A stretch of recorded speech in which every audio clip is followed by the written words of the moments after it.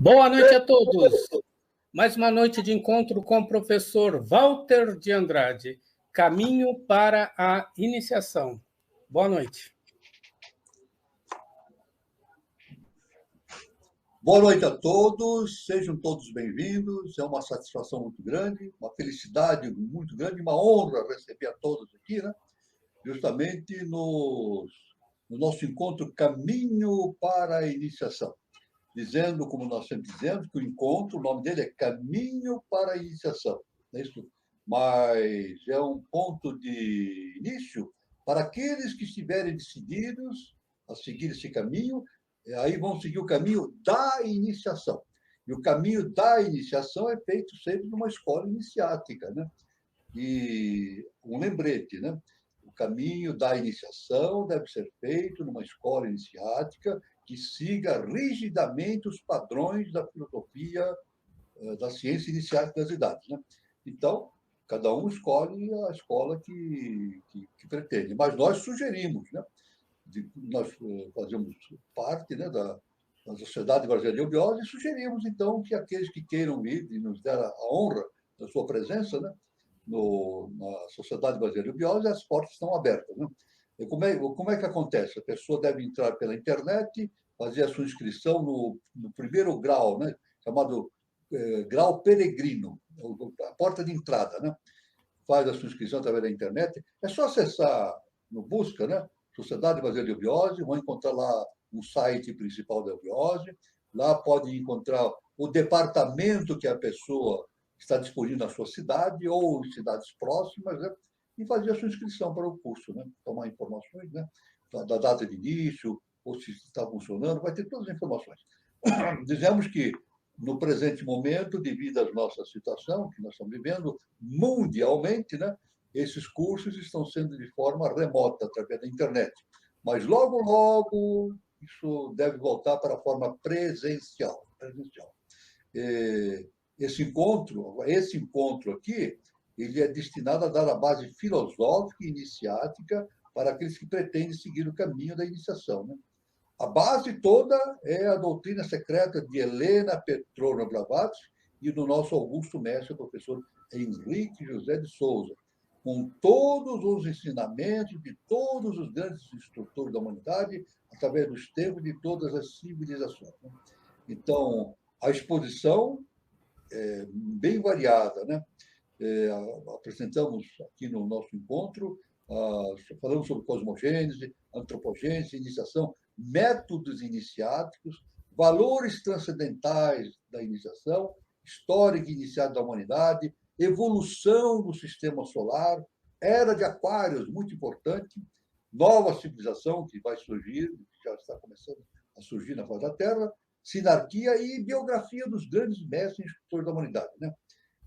O encontro também visa também propiciar ao participante que já esteja no caminho da iniciação a possibilidade de repensar, isso é muito importante, repensar tudo aquilo que foi aprendido e receber indicações para novas reflexões a respeito da sabedoria iniciática das idades, né? Agora tem um outro objetivo fundamental.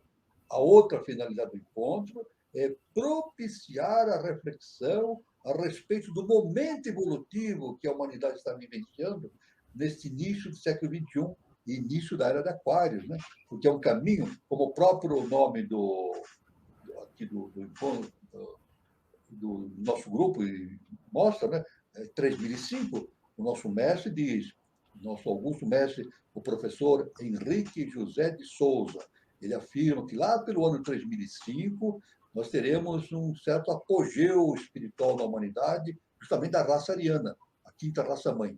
E terá início uma nova civilização.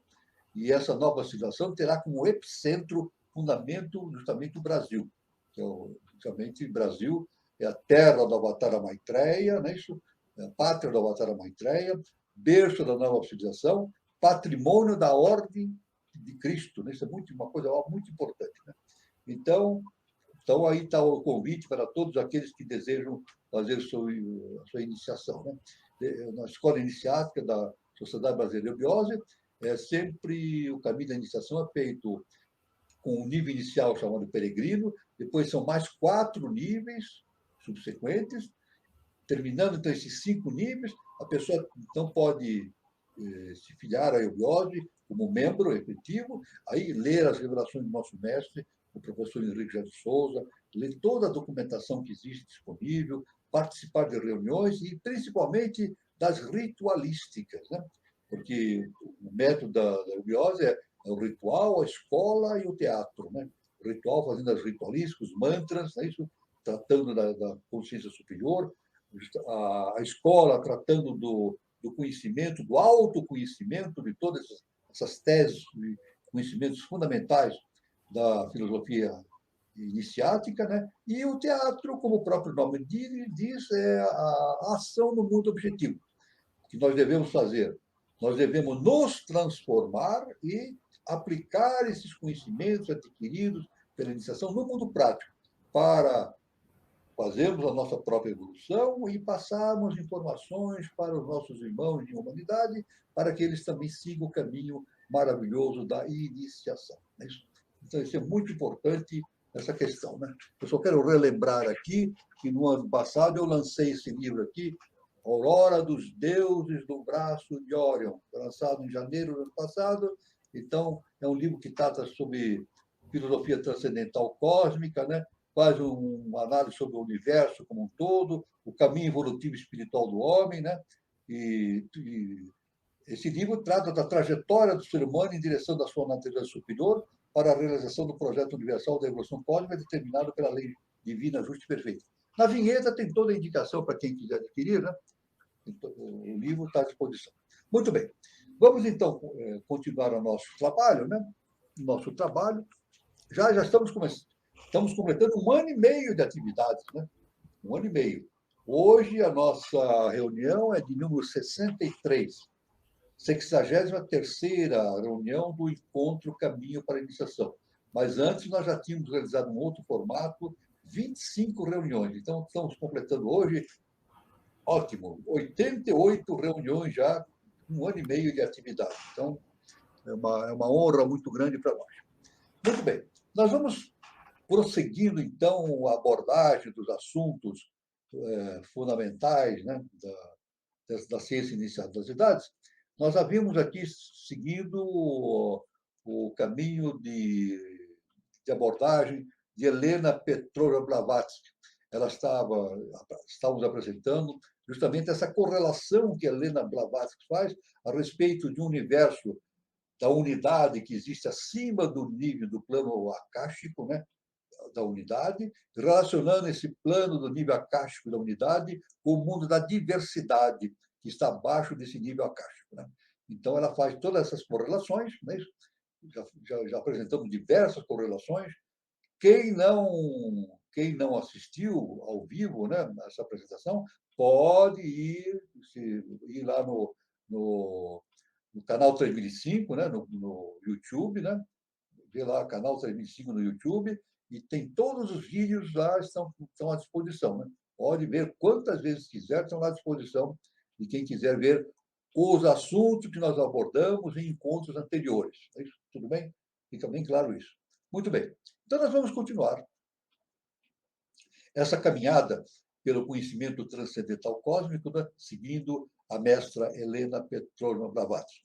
Ela diz o seguinte, que, assim, as nossas formas humanas já existiam na eternidade como protótipos astrais ou etéreos. E foi por esses modelos que os seres espirituais ou deuses, cuja missão era trazer a existência objetiva à vida terrestre, desenvolveram de sua própria essência as formas protoplasmáticas dos egos futuros.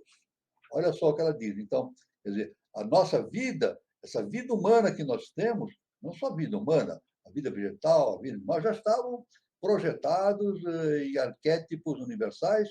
Então, o que nós temos no campo da diversidade é justamente a projeção desses arquétipos, né?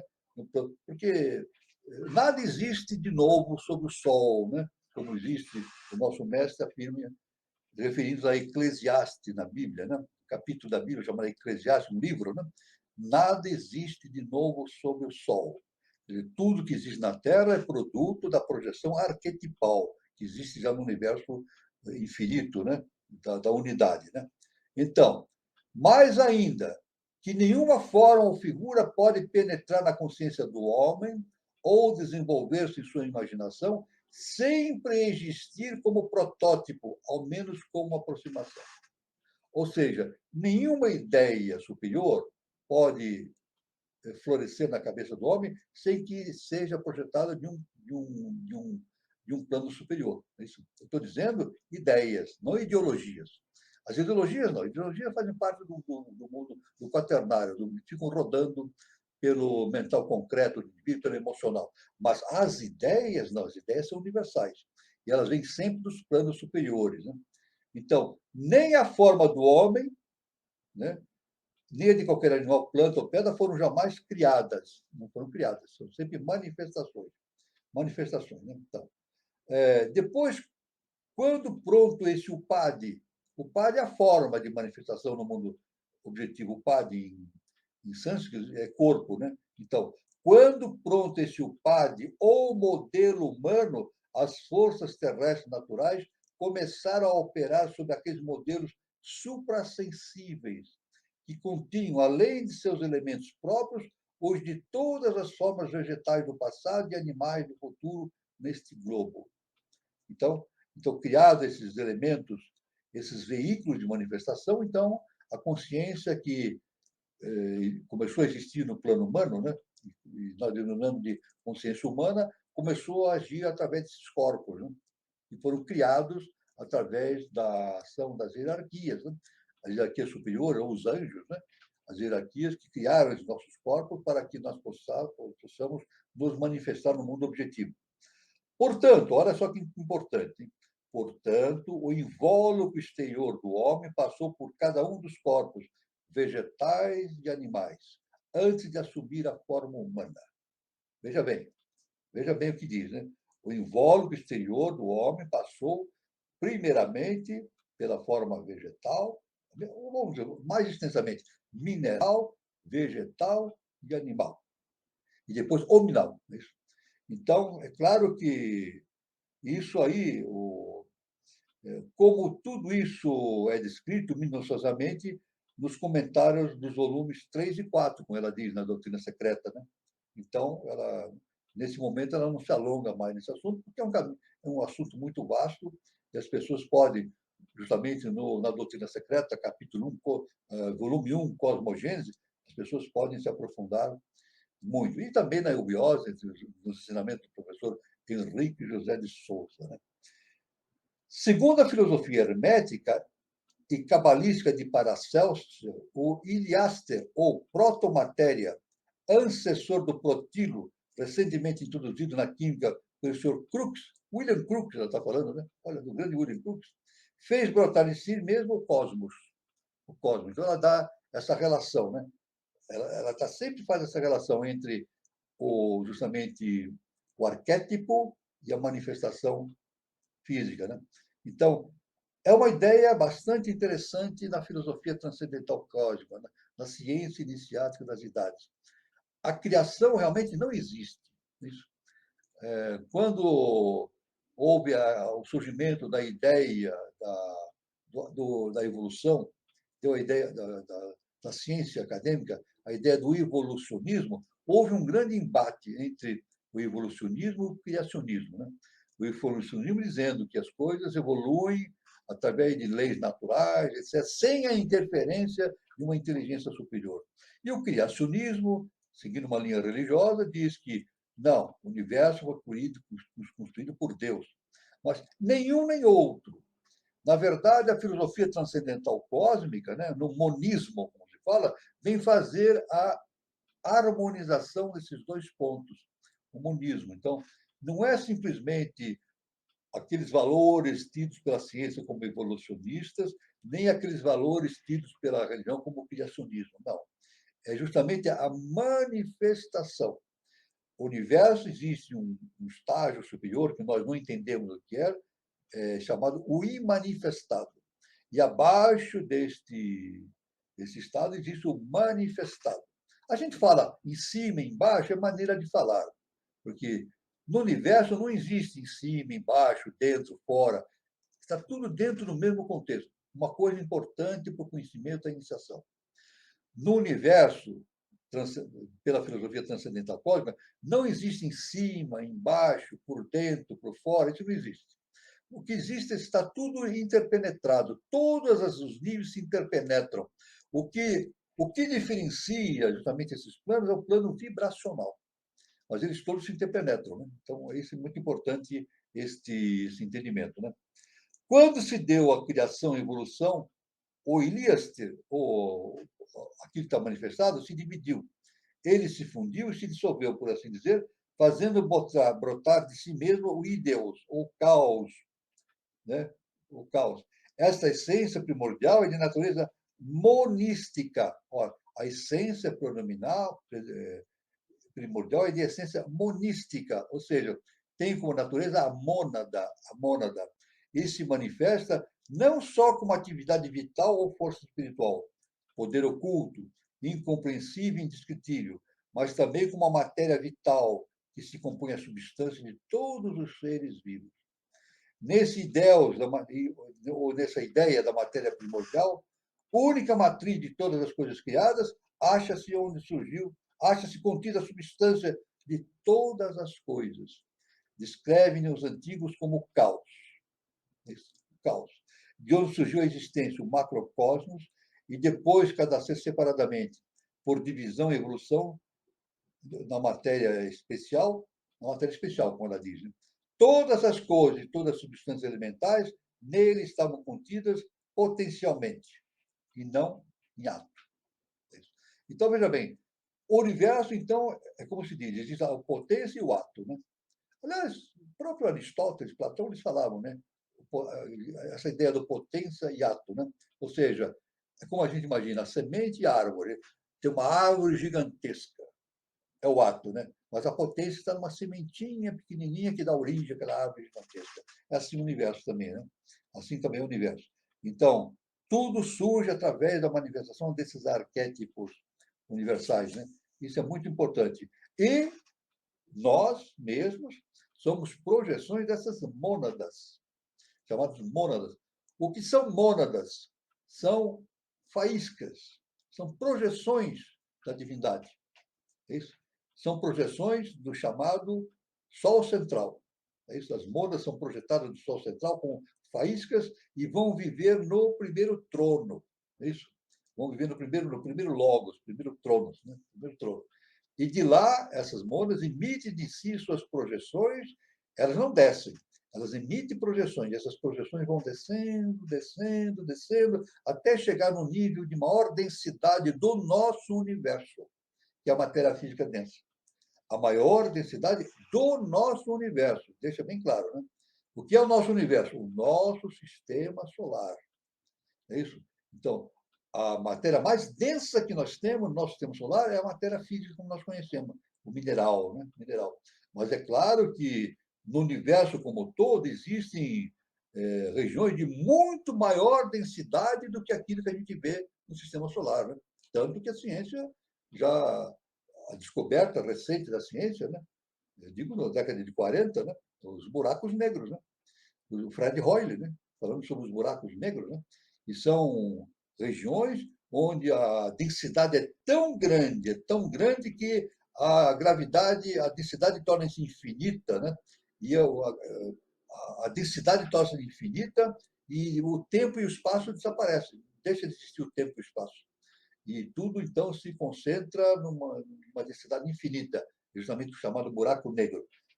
Podemos perceber, então, que a própria ciência, já da década de 40 para cá, já vem penetrando nesses conhecimentos, né? Através de todos esses conhecimentos dados por aqueles cientistas da década de 40, depois com Einstein, também desde o início do século, né? E agora, basicamente, com a física quântica, né?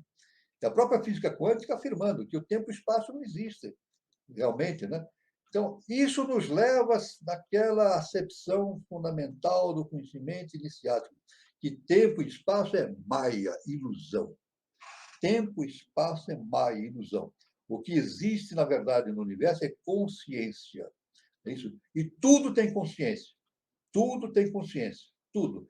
Desde um átomo ou uma partícula subatômica, uma poeirinha de areia do deserto, tudo tem consciência. Cada um dentro do seu plano consciencial. Mas, veja bem, isso significa dizer que Deus está em tudo. Deus está projetado em tudo. Não é isso? Por isso que Moisés fala, fomos feitos à imagem e semelhança de Deus. Nós. Não é isso? Mas tudo é feito a partir de uma dessa. Nós, por faltar vocabulário adequado, a gente chama de inteligência superior. Mas é muito mais que inteligência, né? É uma essência que nós desconhecemos por que seja. Né? Por que seja. Mas a nossa inteligência, o nosso mestre, o professor Henrique José de Souza, diz: a inteligência do homem é o espírito de Deus no homem. Então, a nossa inteligência tem uma raiz. Essa raiz está lá, no primeiro trono, justamente da mônada. Essa mônada que nos dá a percepção da evolução, a percepção de nós mesmos e assim por diante. Né? A palavra mysterium é assim explicada pelo Dr. Hartmann, um pesquisador do século XIX, né? Segundo os textos de Paracelso, que ele tinha diante de si. De acordo com o iminente Rosa Cruz, mysterium, ou mistério, é tudo aquilo que é capaz de desenvolver algo que aí se acha apenas em estado de germe. Uma semente é um mistério de uma planta, o ovo é o de um pássaro, e etc, etc. Então, aí está, é o potencial. Né? O ovo gera o pássaro, a semente gera a árvore. Né? Então, e nós também, a ideia, a projeção da mônada com essa semente gera em nós a possibilidade de vivermos a vivência humana. Né? Tanto que o nosso mestre, de forma bastante sintética, ele diz que no universo existe descida de vida e energia e subida de vida consciência. Desce vida e energia e sobe vida consciência. Isso é muito importante, esse entendimento. Isso tudo nos graus da eubiose é ensinado com todos os detalhes. Perfeito? Todos os detalhes. Nos 5 graus de iniciado da eubiose, é tudo ensinado. E depois a pessoa pode ainda mais se aprofundar nesse conhecimento através das revelações do nosso mestre, o nosso augusto mestre professor Henrique de Souza, que são milhares de páginas. A pessoa tem a vida inteira para ler essas revelações, que são fantásticas. Né? Aí se observa com razão o tradutor, Dr. Franz Hartmann, assim diz, falando a respeito do que ela está falando, né? Se referindo a Helena Blavatsky, que parece haver Paracelso adiantado de 3 séculos na descoberta da potencialidade da matéria. Ela diz, então, que o trabalho de Paracelso se adiantou 3 séculos com relação à descoberta de que existe uma potencialidade na matéria para a existência material, ou seja, a existência objetiva. Mas vamos mais adiante. Né? Como disse, Aristóteles já falava isso. Né? A Platão já falava isso, potência e ato. Em todo o universo existe o estado de potência e o estado de ato. Isso é uma parte bastante interessante dessa filosofia grega platônica. Esse Magnus Limpo, ou o Iliaste de Paracelso, é, pois, nada menos do que o nosso velho amigo pai e mãe, que está dentro, né, de tudo, antes de aparecer no espaço. É a matriz universal do cosmos, personificada sob o duplo aspecto de macrocosmo e microcosmo, o universo e o nosso globo, por aditi pratique ou a natureza espiritual e física. Assim é que vemos explicado em Paracelso. Então, aí tem toda uma descrição de Paracelso, né, que nós vamos ver a seguir. Então, é interessante essa indicação, que normalmente no dicionário a gente tem essa noção de que caos é uma confusão, uma desordem, né? E cosmos é o que está manifestado. Então existe isso, né? Mas na verdade o caos significa o que na Bíblia mosaica, né? Moisés, se diz aí, do período das trevas. O período das trevas, o que é? É unidade, né? Não existe a polaridade. Né? Então, quando Deus diz, faça-se a luz, ele criou as trevas também. Quando Deus diz faça essa luz, ele não criou a luz somente. Ele fez essa separação das trevas, ele separou a luz das sombras. Então, porque não pode existir luz sem sombra, nem sombra sem luz. Então, justamente existe a polaridade. Então, essa é a noção que nós chamamos de caos. Aliás, nós temos na informática, quem se dedica à informática sabe da existência da teoria do caos. Não é isso? E a teoria do caos, que parece uma teoria da desordem, não. Através do caos existe uma organização, uma matemática, isso não vamos entrar nesse assunto, mas quem estiver ligado com a informática sabe exatamente o que eu estou falando, né? A teoria do caos. Né? E depois do caos vem o cosmo. E dentro do cosmo, desse setor, tem um macrocosmo e um microcosmo, que nós entendemos. Né? Nós temos, então, o espaço galáctico, o macrocosmo, né? Todas as estrelas, galáxias, e o microcosmos, que é justamente a física a microfísica, né? Que estuda as partículas infratômicas, que são menores do que as partículas elementares, né? Do átomo, como elétrons, prótons, nêutrons e assim por diante. Né? Então, é um assunto. Nós podemos perceber que esse assunto que a HPB está falando é um assunto milenar. Isso já está nos Vedas, no Ajurveda, em todos os escritos dos antigos Brahmanes, né? E são escritos que dizem respeito a todos esses aspectos que hoje a ciência começa a penetrar nesse assunto. Então, assim, a gente vê que esse assunto não é novo, ele é muito velho. Só que naquele tempo não havia possibilidade de se falar mais claramente a respeito desses aspectos. Mas hoje, através da ciência, e isso é inevitável, a ciência vai seguindo esse caminho cada vez mais para fazer uma harmonia do conhecimento científico com o conhecimento iniciático. Isso é fundamental para o desenvolvimento do ser humano. Feitas essas considerações preliminares da nossa reunião, eu passo a palavra para o nosso irmão Carlos Nascimento, para que ele possa fazer as suas complementações e enriquecer as nossas observações e abrir para perguntas, a gente pode bater um papo a esse respeito. O assunto é muito vasto. Professor, é muito interessante tudo isso, né, professor? Porque todo esse conhecimento que Helena Blavatsky traz para nós, a gente percebe, né, que o avanço tecnológico das coisas, né, vai confirmando que tudo isso realmente, né, faz parte, né, da história da evolução da humanidade há milênios, né? Essa questão do caos e tudo mais, né, do destrói, constrói, né?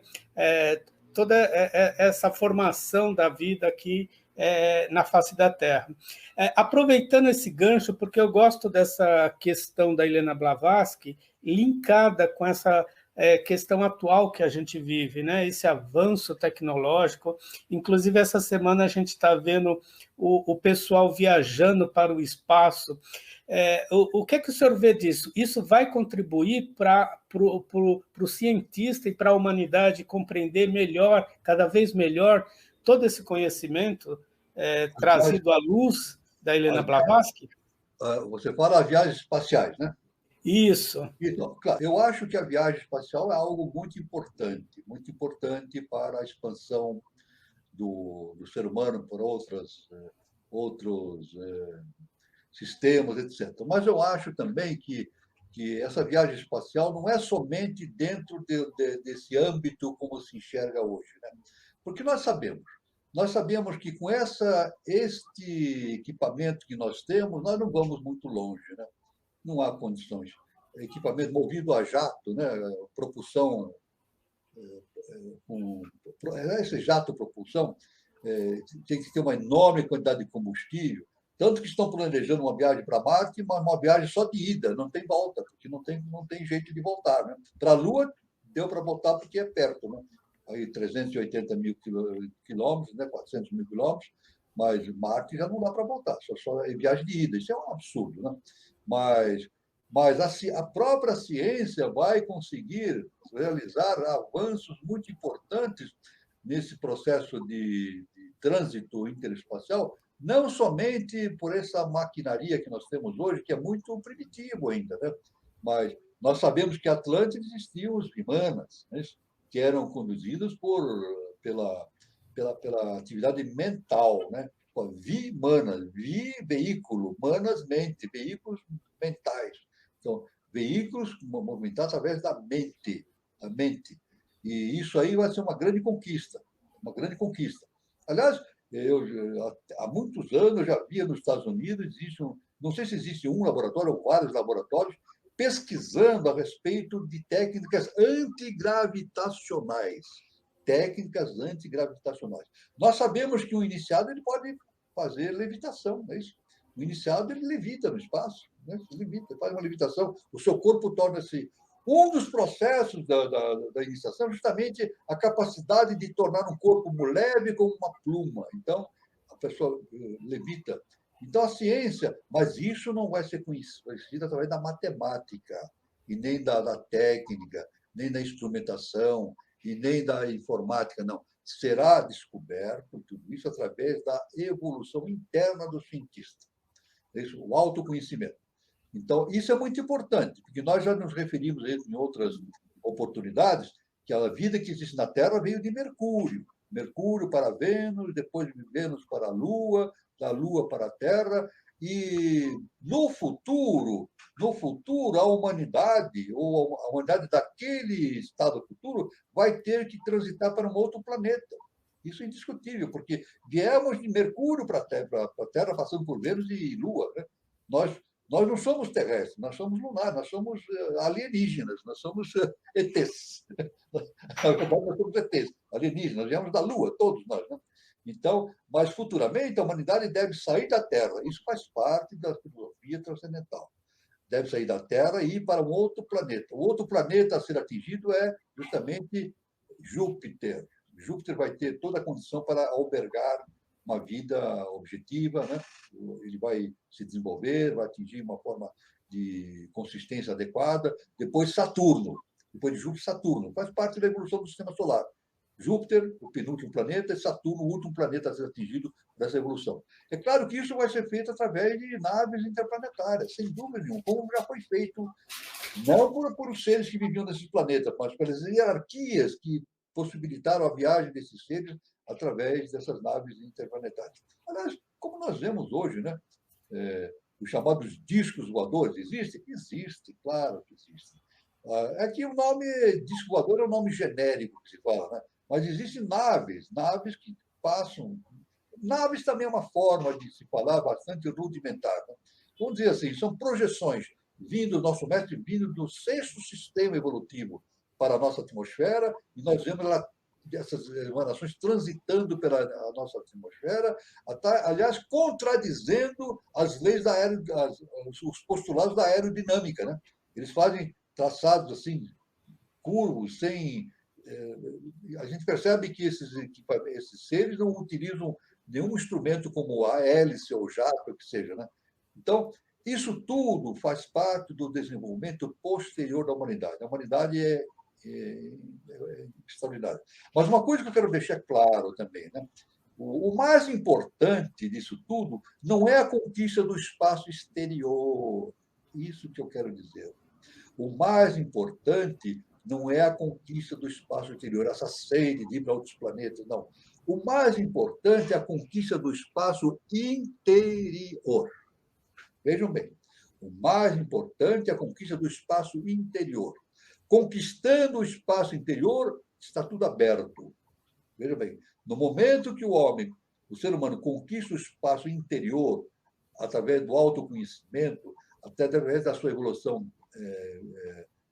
espiritual, ele passa a dominar as leis da natureza. Então, ele é inevitável. Não? Nós podemos até imaginar, como a física quântica não fala a própria fala aqui, não existe tempo e espaço, são apenas aparências do que a gente vê no espaço, nós podemos até imaginar, eu vou dar um passo até gigantesco, né? Vou até dar um passo gigantesco. Nós podemos até imaginar que seres dessas galáxias possam viajar instantaneamente entre galáxias. É impossível isso? Claro que não é impossível. É possível isso, né? Seres de elevada evolução espiritual podem fazer viagens intergalácticas de bilhões e bilhões de anos-luz instantaneamente, vamos dizer assim, através de recursos seus internos, né? Internos, né? Aliás, aquele seriado do Capitão Kirk, né? Como é que é o nome daquele cara? Jornada nas Estrelas, né? Jornada nas Estrelas. Nós tínhamos lá aquele aparelho que fazia o teletransporte, né? Isso. Aquilo lá é possível. A pessoa entrava naquele aparelho, teletransporte, desintegrava e depois integrava na superfície do planeta. Isso é impossível? Não, isso é absolutamente possível. Porque os mestres fazem isso. Os mestres desintegram, fazem uma desmaterialização e materialização, usando as forças da natureza. Isso é feito pelos mestres. Desmaterialização, materialização. E isso, todo ser humano no futuro vai fazer isso. Materialização, desmaterialização, quando a humanidade atingir um nível evolutivo não do conhecimento exterior, conhecimento interior. O conhecimento exterior que nós temos, olhando para as galáxias, olhando para as estrelas, para os planetas, isso é maia. Isso é maia. Olha, o que a astronomia estuda é maia, é ilusão. É ilusão. Não é isso? Agora, o que não é ilusão, aquilo está dentro de nós, o autoconhecimento. Isso, a verdade universal está dentro de nós, o Deus que existe dentro de nós. E uma vez penetrando nesse conhecimento interno, aí o caminho está aberto para fazermos maravilhas, viagens espaciais, vencendo a barreira do tempo, do espaço e assim por diante. Então, está esse horizonte fantástico do ser humano no caminho da ciência material, acadêmica e da ciência espiritual também. Perfeito isso, professor. Conheça-te a ti mesmo, né? Exatamente. Conhece a ti mesmo e conhecerás os deuses do universo. Olha só, veja bem, eu não estou inventando. Olha. Conhece-te a ti mesmo e conhecerás os deuses do universo. Não é o contrário. Conhece os deuses do universo e vai te conhecer a si mesmo. Não, não é assim. Primeiro, conhece a ti mesmo, então conhecerás os deuses do universo. Perfeito, professor. Eu já vou abrir aqui para as perguntas, eu vou passando para o senhor, professor Walter. Pois não. O Cláudio Sérgio Silva, ele pergunta o seguinte: a SBE, Sociedade Brasileira de Obiose, compreende membros que cultuam outras vertentes como espiritismo, xamanismo, entre outras culturas esotéricas? Olha, eu devo dizer que sim. A SBE tem pessoas que frequentam. Agora, veja bem, a SBE ela é uma linha de pensamento, né, de livres pensadores. Eu quero dizer bem claro. Isso eu vou explicar com bastante detalhe, porque é necessário explicar isso. É uma comunidade de livres pensadores. Livre pensador não é aquele somente que está livre do pensamento dos outros, que está livre dos seus próprios pensamentos também. Quando é que a pessoa atinge o estado de livre pensador total? Quando ele se torna um adepto. Quando se torna um adepto. Então, é claro que existem correntes e mais correntes religiosas, espiritualistas, etc. A eubiose não tem não faz nenhuma restrição a essas correntes. Porque cada um deve estar. Eu não estou dizendo se as pessoas estão lá em cima ou estão lá embaixo, o nível evolutivo. Cada um está na sua praia, como diz o jovem, né? Cada um na sua praia, cada um no seu nível evolutivo. Então, isso faz parte do processo evolutivo, né? Agora, é claro que essas correntes, elas não podem. Isso é uma coisa que não se pode fazer, misturar tudo num balaio só, de forma bastante popular, jogar tudo num balaio só. Isso não é. Tem que ter exatamente o cuidado de manter cada corrente dentro das suas características, para ter opção de conhecimento, né? Tanto que, veja bem, muita gente, na eubiose pode acontecer, já ouvi gente falando assim, eu frequentava uma determinada religião, eu não vou falar o nome da religião para não criar problema. A pessoa diz assim, eu frequentava uma determinada religião, agora eu sou eubiota. Eu faço parte da eubiose. Isso não tem sentido. Por quê? Porque a eubiose não é uma religião. Então, ninguém sai de uma religião e vai na eubiose, e vai para a eubiose. Não é troca de religião. Ir para a eubiose não é trocar de religião. Eu quero entender isso. ir para a eubiose ou seguir um caminho de Helena Blavatsky, um caminho do professor Henrique de Souza, não é sair de uma religião e entrar nesse conhecimento. Não. É muito mais profundo que isso. É entrar dentro desse conhecimento e entender o funcionamento das religiões. E isso nós podemos dizer. Quem entra na eubiose segue justamente os caminhos de iniciação do professor Henrique de Souza, passa a entender com profundidade os mistérios que existem, por exemplo, na Igreja Católica, nas ritualícias católicas, sabe? De toda aquela forma, porque todo aquele formato da Igreja Católica, da ritualística, das missas, não aconteceu por acaso, foi feito por mestres, justamente, né? Por exemplo, a Virgem Maria, que está lá no altar, né? Ela tem uma capa azul. Isso tem um sentido, não é por acaso que Virgem Maria tem uma capa azul, porque a Maria é o segundo trono, é a mãe divina, é ligado a Vishnu, que é o segundo trono. Então, não acontece. Por isso que ela tem uma coloração azul, a sua capa azul. E o nosso mestre até indica que essa capa azul da Virgem Maria é azul por fora e amarela por dentro, porque o segundo trono, por fora azul, e por dentro o primeiro trono, que é amarelo.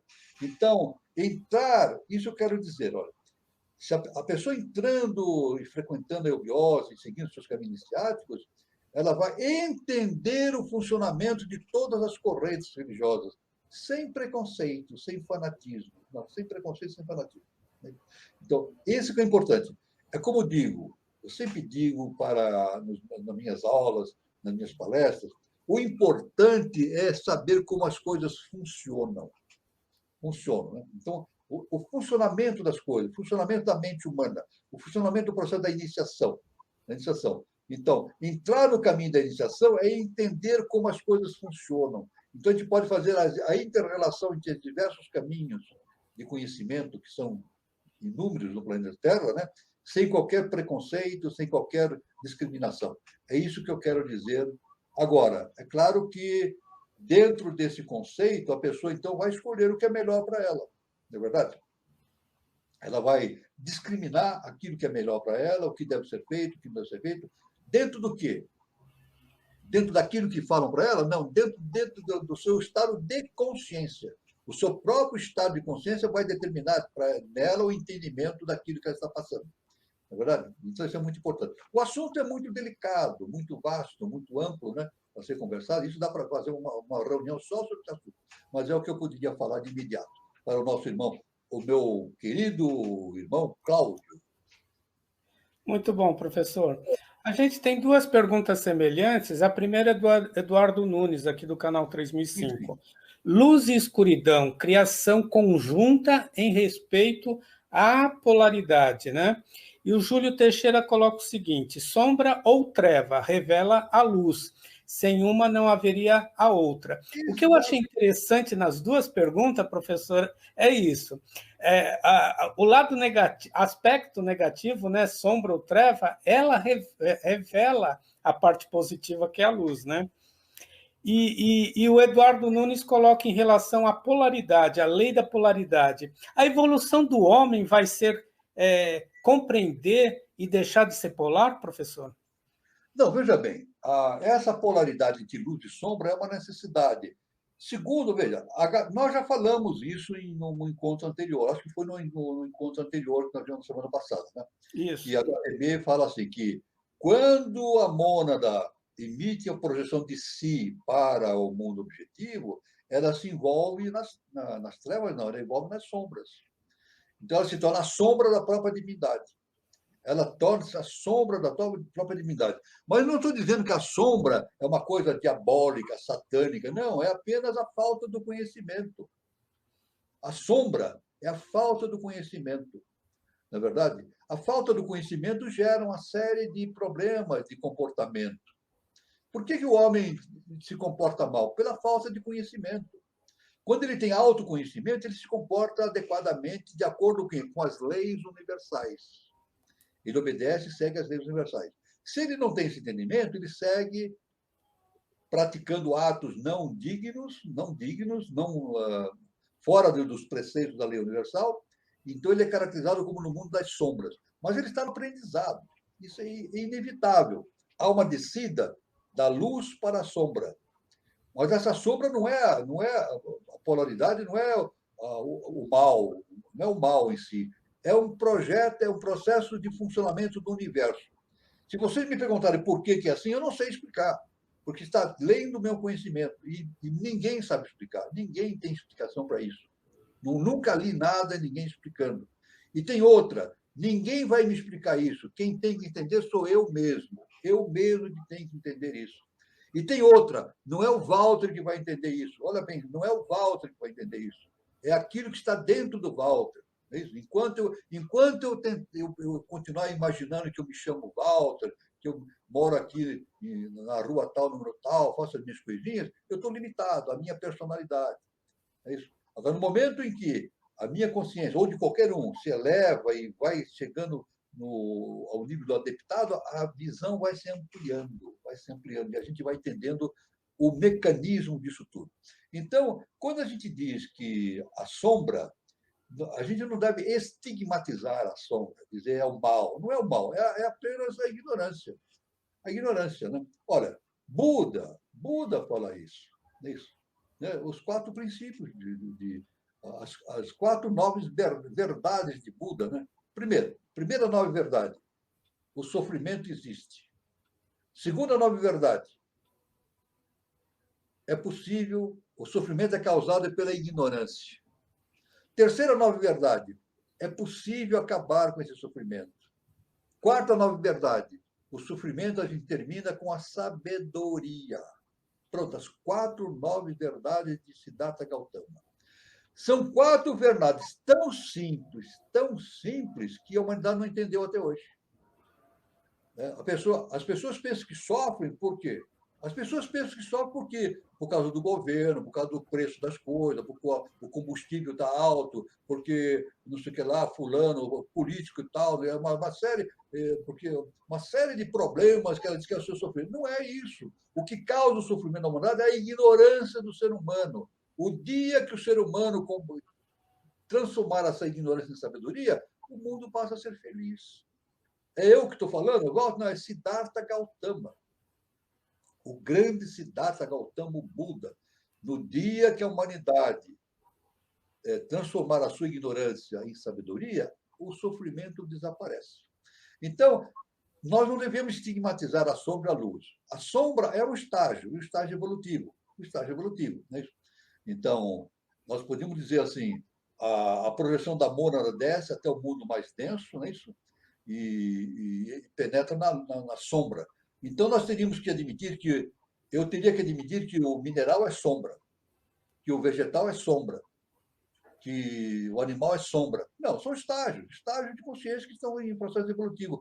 Há necessidade dessa volta à casa do Pai, como o nosso querido mestre Jesus, o Cristo, fala, volta à casa do Pai. Então, e o nosso mestre, professor Henrique Souza, ele fala da polaridade, né? Então, o próprio princípio hermético, né? O 4º princípio hermético fala a lei da polaridade, não existem os contrários, sim complementares. As coisas se complementam. Então, é esse sentido do entendimento da luz e das sombras, e do bem e do mal, do bem e do mal. Eu posso estigmatizar o bem e o mal, mas não é.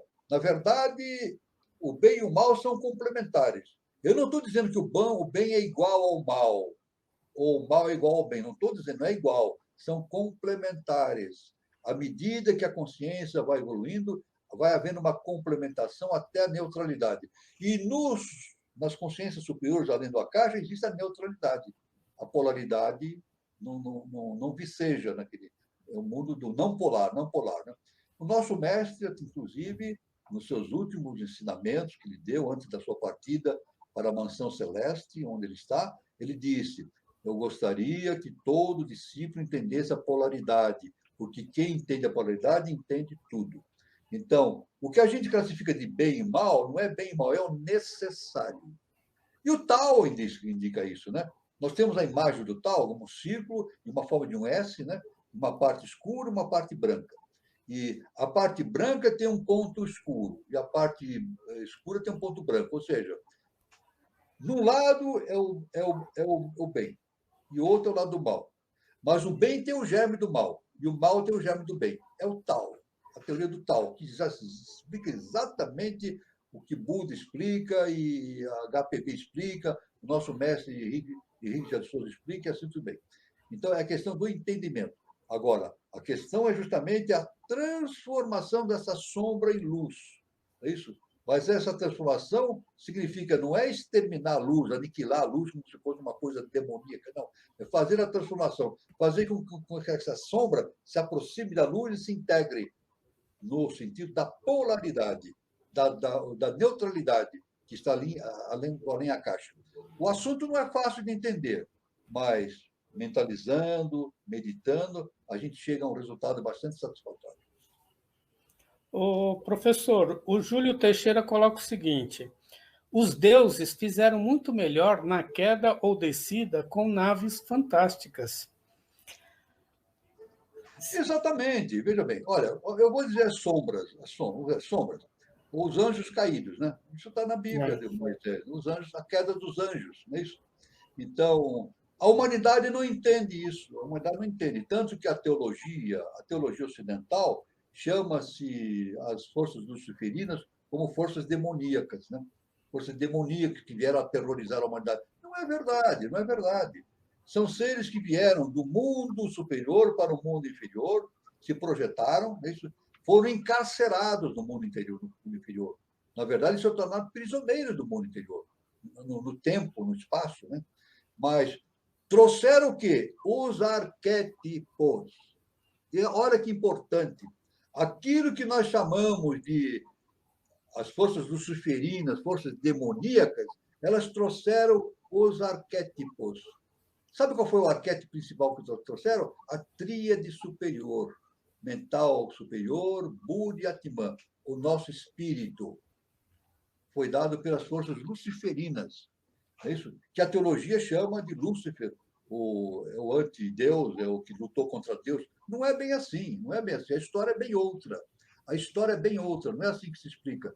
Então, esse entendimento da polaridade é muito importante, né? É necessário descer um arquétipo. E para descer esse arquétipo, tem que existir veículos. E devem existir veículos adequados para este evento, veículos adequados. E os veículos adequados para esse evento, na época da Lemúria, foi justamente as forças luciferinas, as consciências luciferinas. E veja bem, Lúcifer e a sua hierarquia toda criou a humanidade. Criou a humanidade. É isso? São forças superiores que vêm do mundo arquetipal, desce e cria a humanidade. Deu a possibilidade da existência da tríade superior. O que significa a tríade superior? A possibilidade do livre-arbítrio. A possibilidade de um ser escolher o seu caminho. O que o animal não faz. O animal e o vegetal não escolhem seus caminhos.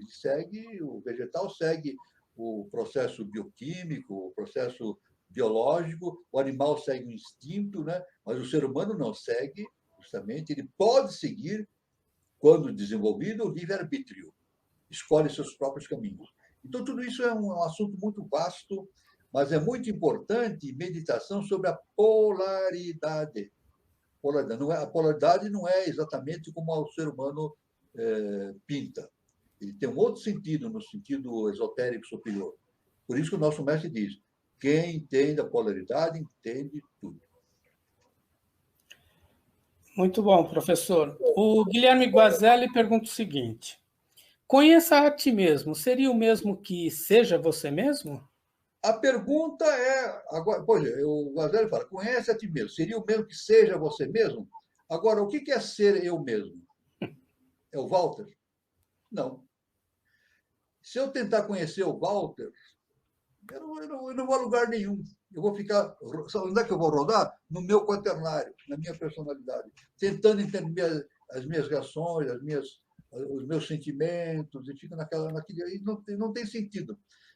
O nosso mestre diz que o mental concreto ele gira e não sai do lugar.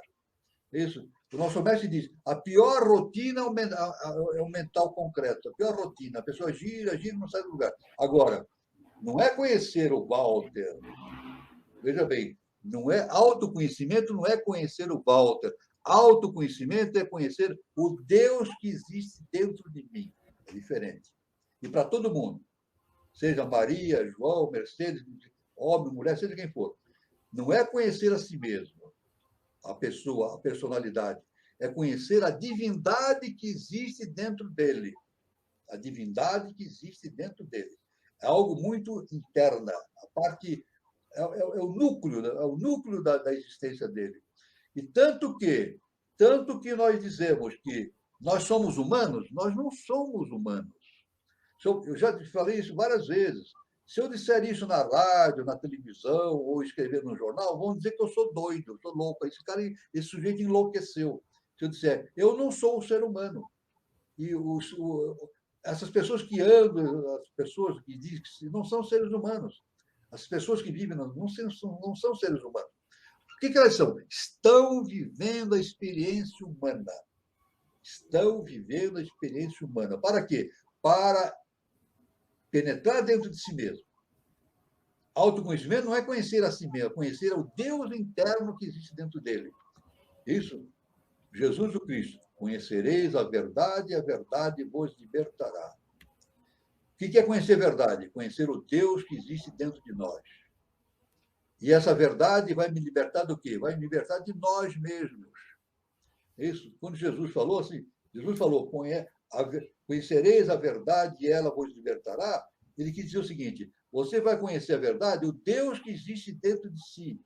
E esse Deus, quando você conhece esse Deus, você vai se libertar de si mesmo. Ou seja, libertar-se de si mesmo é tornar-se um adepto, um ser iluminado. Isso significa iluminação. Veja que iluminação não é luz interior. Ninguém tem luz interior. Isso eu quero dizer. A luz vem de dentro. Podemos dizer de cima, mas vem de dentro. Então, torna-se iluminado aquele que a luz dele fulgura dentro de si mesmo, o seu Deus interno. Então, nós não nascemos para ser luminosos, nós nascemos para ser iluminados pela lei divina, pela consciência superior. E sermos veículos dessa consciência superior. É um assunto delicado, não é tão fácil de entender isso. É necessário muita meditação, muito estudo, comparação, para ter uma visão interessante a esse respeito. Né? Mas é um assunto fascinante. Professor, eu só vou colocar essa pergunta do Guilherme para pedir para ele formular melhor. Ele colocou não, tá?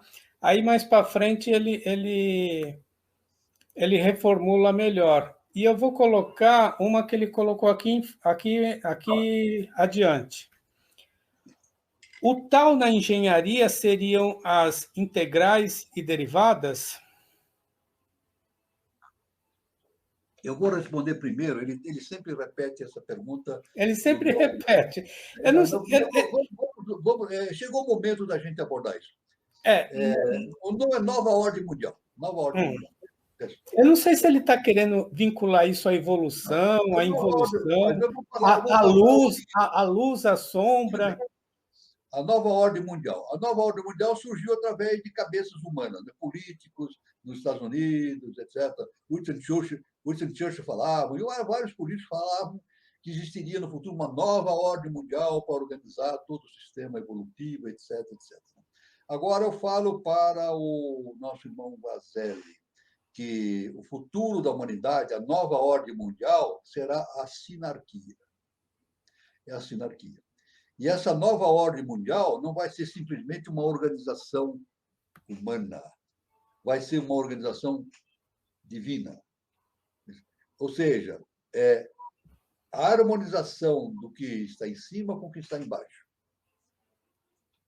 É a harmonização da polaridade. Essa, se nós podemos chamar de nova ordem mundial, mas eu posso dizer assim, uma nova ordem espiritual, sinarquia. Ou seja, nós vamos ter um encontro, a descida das consciências superiores para a face da Terra, e a consciência da Terra vão se harmonizar com essas consciências e vão viver. Não significa nivelar todas as consciências numa coisa só, não é nivelamento de consciência, não. Vão existir níveis diferentes de consciência, mas vivendo em harmonia. Vivendo em harmonia. Isso. Aí, assim, nós vamos falar um dia, numa próxima oportunidade, falar sobre sinarquia. Talvez não só uma uma apresentação. Talvez a gente faça diversas apresentações sobre sinarquia, mas esse é o processo sinárquico, né? O que é sim, quer dizer, harmonia, né? No sentido da harmonia. Arquia significa governo, né? Mas sinarquia nem é governo, não é um novo, não é, o sinarquia não é um estado político. A nova ordem mundial pretende um novo estado de direcionamento político, organização política, organização no sentido político da coisa. Esse é o nova ordem mundial. Mas a sinarquia é uma organização interna do ser humano, de tal maneira que haja uma conexão entre o conhecimento, a lei superior, justa e perfeita, com o ser humano na face da Terra. Então, aí existe a sinarquia, né? Devo dizer que essa sinarquia existe na natureza inteira, ela não é nova. A sinarquia não é uma criação do ser humano, é algo que existe na natureza. Veja, o mineral vive em sinarquia, é isso, pelas leis da química. O vegetal vive em sinarquia também, através das leis biológicas do reino vegetal. E os animais vivem em sinarquia também, através dos seus instintos. A sinarquia deles é instintiva. A natureza é sinárquica, mas qual é o nosso caminho? É trazer para a mente humana superior, para a consciência superior, uma sinarquia consciente. Nós devemos ser sinárquicos conscientemente. Então, fazer essa harmonização da lei superior com o mundo objetivo de maneira sinárquica. Isso que é importante. Isso vai acontecer. O nosso mestre indica o ano 3005 como o surgimento já de um ponto básico para esse entendimento da sinarquia. Ano 3005. E depois mais 10 mil anos de uma evolução muito grande. E não só 10 mil anos, podemos dizer milhões e bilhões de anos pela frente, até que um dia o próprio ser humano saia da face da Terra e vá para outro planeta. Isso aí é inevitável, né? Como nós já falamos, né? Mas é importante esse conhecimento da harmonização da potência com o ato. É isso. Aquilo que é potencial se harmonizar com aquilo, o ato, na face da Terra. Tanto que nós estamos no quarto sistema evolutivo e futuramente nós teremos o quinto sistema evolutivo. No quinto sistema evolutivo, o segundo trono, Vishnu, deve vir para a face da Terra. E o nosso mestre fala que em 3005 a Agartha virá para a face da Terra. Olha só, no ano 3005 a Agartha virá para a face da Terra. Todo aquele potencial espiritual que tem a Agartha deverá se projetar na face da Terra. Ou seja, os deuses, como nós falamos entre nós, os deuses viverão conosco novamente na face da Terra. Isso é muito importante. É um assunto fascinante, muito importante, né? Do Não. Agora, a respeito da outra pergunta, qual é a outra pergunta que ele faz, né? Sobre o tal da engenharia seria integrais e derivadas. Olha, é difícil da gente responder isso. Eu não poderia. Nós temos que fazer uma meditação a esse respeito. Se bem que eu devo dizer o seguinte, que a matemática, na verdade, ela é projeção de arquétipos, né? Eu não vou dizer que não tem nenhuma relação. Eu não vou entrar em detalhes aqui, porque aí teria que fazer um estudo mais profundo. Mas Pitágoras fala que o universo é número, é número. E nós sabemos, quando ele fala número, é matemática. Nós sabemos disso, né? Eu até falei aqui, eu falo para o Guilherme, para estudar a teoria do caos. Na informática pode ver a teoria do caos, né? Em que a teoria do caos é justamente isso. A gente imagina o caos como uma situação de desordem, mas não, por trás de tudo existe uma ordem das coisas, né? Tanto que as plantas, os animais, as pedras, eles se desenvolvem através de um sentido harmônico matemático. Uma folha de uma árvore tem matemática expressa ali. Uma matemática expressa ali numa folha de árvore. Isso. O próprio nosso organismo é pura matemática. É pura matemática, com números. Números, né? Tanto que nós somos divididos em três. Existe primeiro, segundo e terceiro logos, né? Nós somos cabeça, tronco e membros. Então, nós somos projeção do universo. Existe primeiro, segundo e terceiro logos, né? É isso. Brahma, Vishnu e Shiva. E nós somos o quê? Cabeça, tronco e membros. Isso, somos exatamente a reprodução. E nossos dedos também, olha. Cada dedo nosso é dividido em três. Três falanges aqui. Três falanges. Braço, antebraço e mão. Três. É tripartido. Nós somos tripartidos. E se nós enxergarmos a quantidade de ossos também, não vamos entender, mas existem estudos específicos sobre isso, o número de ossos do nosso corpo, tudo obedece a um princípio matemático, um princípio da filosofia transcendental cósmica, né?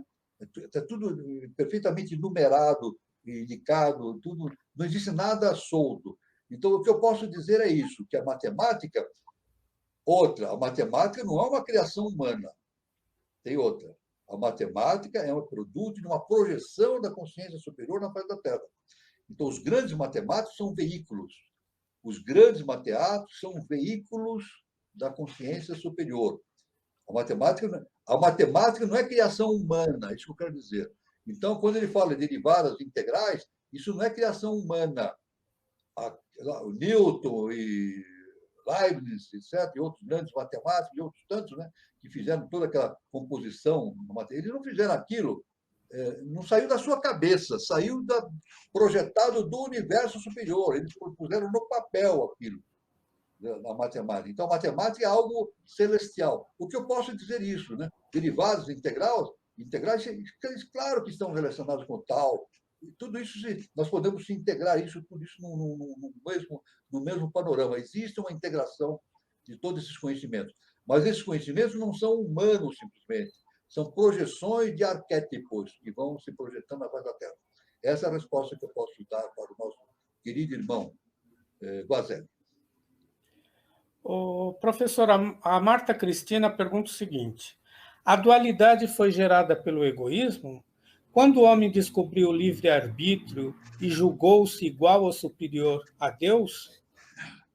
Bom, o egoísmo é gerado justamente pela predominância da personalidade, né? Então, a personalidade, ela pensa em si mesmo, né? O que é personalidade? A gente vê o personalismo, né? O quaternário, né? O quaternário, o que é? O físico, denso, o vital, o astral e o mental inferior. Então, normalmente, o ser humano não evoluído, ele vai pensar em si mesmo, né? Sempre. Nos seus vantagens, tirar lucro, e ser o melhor, e em atos ainda piores, dominar os outros e sugar o trabalho dos outros, né? Aí, então, existe o roubo, existe a corrupção, a gente sabe todos, é um panorama dantesco, né? A gente pode visualizar pela predominância do egoísmo, né? Do egoísmo da personalidade. Agora, o livre-arbítrio não é todo mundo que tem livre-arbítrio. Veja, o homem não descobriu o livre-arbítrio ainda. Isso eu devo dizer. O ser humano, em maioria, não descobriu o livre-arbítrio ainda. O livre-arbítrio é uma potência. Nós falamos de potência, potenciato. É isso? Foi dado para nós a potencialidade do livre-arbítrio. Mas 70% da humanidade não exerce o livre-arbítrio. 70%, olha, eu não tenho medo de dizer isso. 70% da humanidade não exerce o livre-arbítrio. 30% tem uma parte que começa a exercer, e uma parte, uma medianamente, e outra superior, que está uma elite espiritual do planeta que tem um acesso ao livre-arbítrio. O livre-arbítrio não é uma doação da divindade, é uma conquista do ser humano. É isso? Agora, através do livre-arbítrio, veja, através do livre-arbítrio, o indivíduo ele não vai se tornar superior a Deus, pelo contrário. O livre-arbítrio vai abrir a cabeça do indivíduo, ele vai ver que a sua permanência, a sua existência está relacionada com os diversos componentes do universo. O livre-arbítrio indica o caminho do amor, amar ao próximo. Quem não tem livre-arbítrio odeia o próximo. Olha o que eu estou falando. Quem não exerce o livre-arbítrio odeia o próximo, porque ele não sabe o que é isso. O livre-arbítrio não, ele abre os caminhos do amor universal, como Jesus Cristo. Ama a ti mesmo, ama ao próximo como a ti mesmo. Né? Ou seja, autoconhecimento. A pessoa descobre Deus dentro de si. É isso? Jesus falou, ama a Deus sobre todas as coisas e ao teu próximo como a ti mesmo. Eu vou repetir. Jesus falou, ama a Deus sobre todas as coisas e ao próximo como a ti mesmo. Então, ama a Deus que está dentro de ti mesmo. Depois, ama o teu próximo assim como você ama a Deus que está dentro de você. É claro, isso aí é livre-arbítrio, mas poucas pessoas ainda, menos de de 30% ainda conseguiu o exercício do livre-arbítrio. É por isso que não existe terrorismo, gente invadindo coisas, destruindo, botando fogo e tudo. Isso não é livre-arbítrio. Sabe o que é isso? A pessoa não tem livre-arbítrio, ela segue a ideia dos outros. Esse é o problema do ser humano. A maioria do ser humano ele segue a ideia dos outros semelhantes e das forças das sombras, não evoluídas, digo, as forças não evoluídas. Agem sobre eles e começam a fazer bobagem, destruindo coisas, etc, etc. Né? As guerras, as próprias guerras é isso. A guerra é feita pelo livre-arbítrio? Claro que não. Feita pela ignorância. Né? A ignorância é livre-arbítrio? Não, a ignorância não é livre-arbítrio. O ignorante ele segue diretrizes que ele não consegue controlar. Ele submete a ideia dos outros, a ideia de dirigentes doidos, e assim. A história da humanidade está cheio disso. Né? Então, quando o ser humano conseguir exercer o livre-arbítrio, ele vai conseguir o autoconhecimento. Vamos associar isso? O livre-arbítrio está associado ao autoconhecimento. Somente terá livre-arbítrio, na acepção da palavra, aquele que atinge o autoconhecimento. Então, ele precisa se autoconhecer. Ele precisa deixar de ser ignorante para ser o quê? Sábio. Não sou eu que falo. Buda, Siddhartha Gautama fala isso. É necessário ser ignorante para ser sábio. E quando se torna sábio, ele exerce o livre-arbítrio com precisão. E exercendo seu livre-arbítrio com precisão, ele exerce o amor cósmico universal, o amor ao próximo, o amor a Deus e assim por diante. Autoconhecimento. O assunto é muito vasto, é muito difícil, é muito cheio de sutilezas, né? Mas, de maneira geral, é isso que eu posso falar para a nossa irmã Maria Cristina, nossa querida irmã Maria Cristina. O professor, tem muitos comentários, depois o senhor vai vendo. A Alice colocando, voltar para o lado de dentro é vital. A Fátima Borges coloca também, ser ou não ser, eis a questão, né? E a cada dia somos melhores, respeitando um amor universal. Exatamente. Né? Exatamente. E a Maria Tereza Ruiz, somos deuses experienciando a forma humana. Exatamente. Somos deuses experienciando a forma humana. Agora, somos deuses esquecidos. Essa descida, essa projeção da mônada, nós entramos numa fase de esquecimento da nossa própria divindade. Nos esquecemos da nossa própria divindade. Mas não é o Walter que está falando, foi Jesus o Cristo que falou, está na Bíblia, João 10. Vós sois deuses. E ele repetiu aquilo que está no Salmo 82. Vós sois deuses. Não tem dúvida a esse respeito. Só que nós somos deuses, mas não temos consciência disso. Não é isso? Somos deuses, mas não temos consciência disso. Então, agora, essa experienciação humana faz parte desse processo de alargarmos essa experiência e, no final, considerarmos a existência dessa divindade dentro de nós.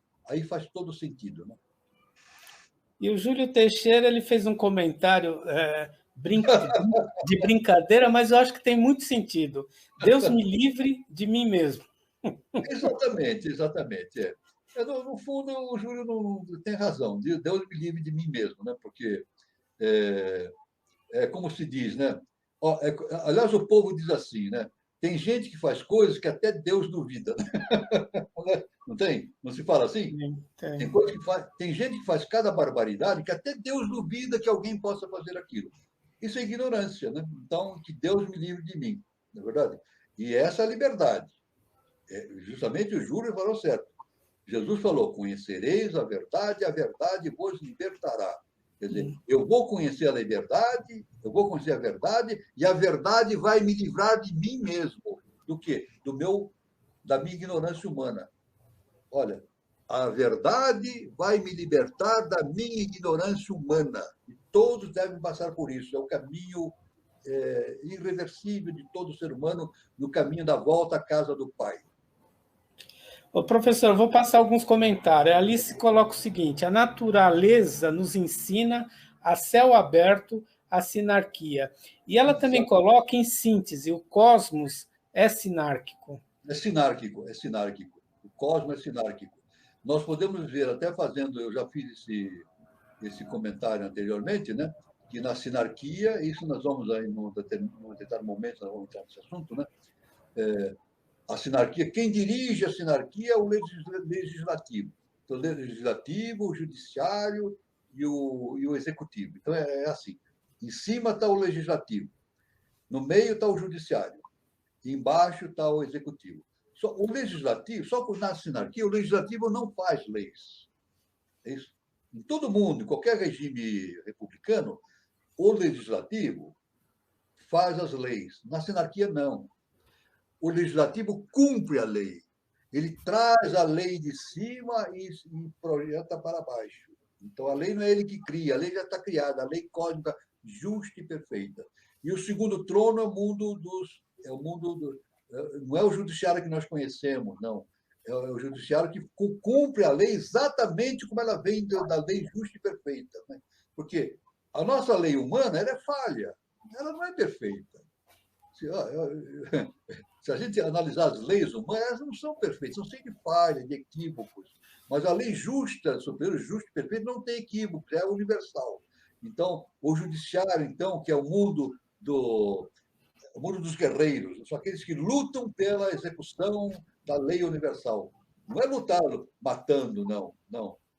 Tanto que o nosso mestre, sobre essas forças que existem de guerreiros em Agartha, o nosso mestre chama de Forças Desarmadas de Agartha. São as Forças Desarmadas de Agartha. São hierarquias que lutam para manter a lei universal na face da Terra através de uma influência benéfica, amorosa e assim por diante. E o executivo embaixo executando tudo aquilo que é necessário para a evolução material do ser humano, né? Na sua vida prática, econômica e assim por diante. Né? Isso, inevitavelmente, vai acontecer na face da Terra, né? A sinarquia. E, pela projeção do nosso mestre, com certeza, em 3005, nós teremos já funcionando de maneira bastante interessante esse sistema, que não é um sistema político, não é uma organização política, é um sistema espiritual. É o espiritual. Nós podemos, no máximo, chamar que é uma teocracia. Não é monarquia, não é república, nem monarquia, nem coisa nenhuma. É uma teocracia. Ou seja, nós vivemos num modo teocrático. Teo de Deus, né? Juntamente com Deus. Viveremos junto com Deus na face da Terra. Professora Maria Tereza Ruiz de Oliveira pergunta o seguinte: professor Walter, a ciência estará em perfeita harmonia com a natureza em 3005? Pelo que o nosso mestre nos afirma, que vai existir um apogeu, não um apogeu terminal, mas uma apoteose da raça ariana no ano de 3005, com certeza a ciência dará um passo muito grande nesse sentido, né? E viver em harmonia com a natureza, perceber como funciona a natureza de maneira bastante superior, né? Um outro fato interessante é o seguinte, que a evolução humana está se fazendo aceleradamente. A evolução humana anteriormente, desde a Lemúria até a Atlântida, era lenta, faz milhões de anos. Mas o nosso mestre diz que isso está se acelerando, vai se acelerando. Quanto mais nós evoluímos, mais rápido é a aceleração. Nós já percebemos isso. Eu converso com muitas pessoas e as pessoas dizem para mim: mas não é incrível como o tempo está passando tão rápido? Antigamente passava tão lento. Isso não é imaginação, é certo. O ritmo está aumentando, vai aumentando o processo evolutivo. O ritmo evolutivo está sofrendo um aceleramento cada vez mais. Isso é inevitável. Porque o processo de consciência vai atingindo um estágio futuro. Né? Tanto que nós podemos dizer, em Agartha, por exemplo, pode existir regiões onde, por exemplo, um dia lá vale 100 anos aqui. Então, quando o mestre fala daqui a 1000 anos, em 3005 vai acontecer alguma coisa, em muitas regiões de Agartha vai corresponder a 10 dias. São 10 dias. Então, porque o processo de aceleração da consciência é muito rápido, né? Então, isso é muito importante, esse entendimento. O professor Alice coloca umas coisas interessantes. A nossa própria estrutura física, mental, psicológica funciona em rede, né? Funciona em rede. Enfim, somos uma magnânima rede. Isso faz a gente lembrar aquele filme Matrix, né? E tem até aquela teoria da teia da aranha, estamos todos meio que presos, meio que interligados, né, professor? Exato. Bom, Jung, né? O inconsciente Jung. coletivo. O inconsciente coletivo. Isso. Nós estamos ligados numa rede. Isso é verdade. Rede. E isso em eubiose, a gente chama-se apta. A gente denomina apta. Quem está na eubiose vai entender esse nome, apta. É uma rede. E tem uma rede que existe em todas as consciências. Nós não estamos desligados, a gente pensa que eu estou aqui, tem um outro na China, outro no Japão, outro lá não sei aonde, e estamos longe. Não, nós estamos interligados através de uma rede entre nós. Na verdade, somos um. Vamos gravar isso? Quando nós falamos de diversidade, é Maya. Maya. Deus existe em cada um de nós, mas Deus é um. Então, nós somos um só. Se nós somarmos tudo, dá o Deus. É um só. Então, o que atinge um, atinge a todos. O que atinge um, atinge a todos. Isso a humanidade precisa entender. Aí, então, nós vemos amar ao próximo como a si mesmo. Porque a dor do próximo é a minha dor também.